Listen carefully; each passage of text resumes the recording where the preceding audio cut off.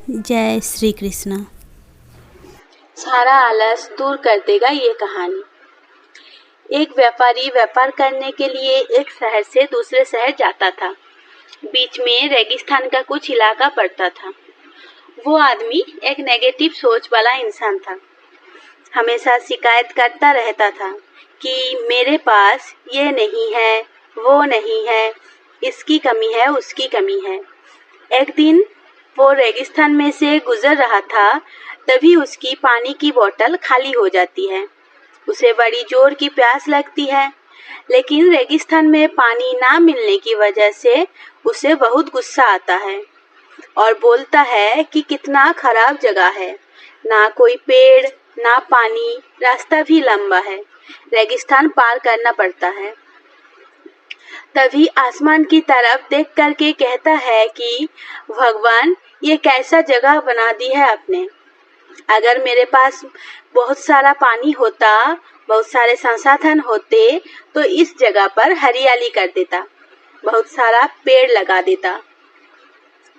वो आदमी ऊपर देखकर ये सब बातें कह रहा होता है और ऐसा लग रहा था कि जैसे ऊपर वाले से जवाब का प्रतीक्षा कर रहा हो कि भगवान कुछ कह दे।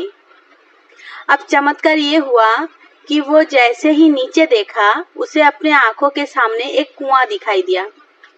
वो पूरी तरह से घबरा गया, क्योंकि उसने कभी भी उस रेगिस्तान में कुआं नहीं देखा था।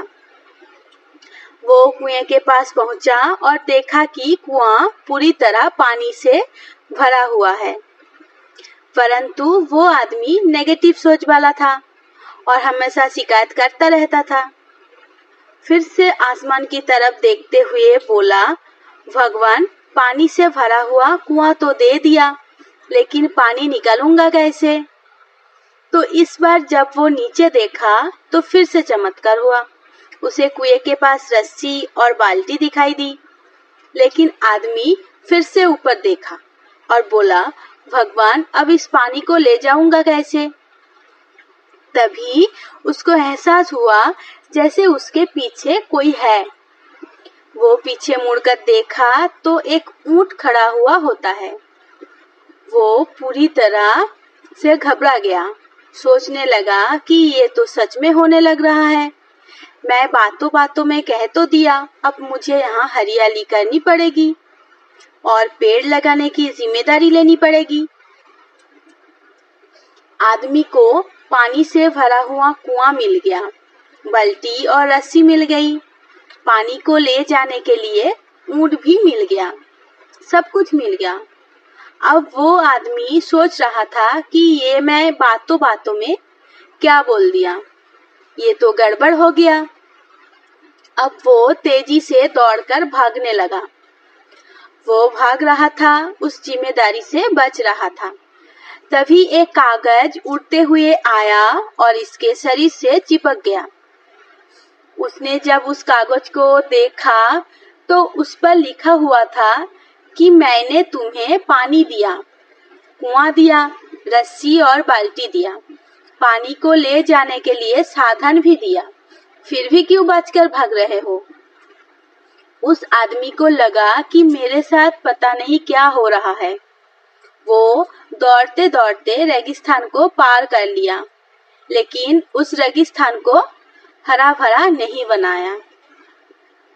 अब ये कहानी हमें सिखाती है कि हम में से बहुत सारे लोग ये कहते हैं कि बड़े स्कूल में पढ़ लिया होता या बड़े कॉलेज में चला गया होता तो ये कर लेता, अगर मेरे पास बहुत सारा पैसा होता तो ये कर लेता, मेरा बॉस मेरा साथ नहीं देता है, नहीं तो मैं पता नहीं क्या कर देता।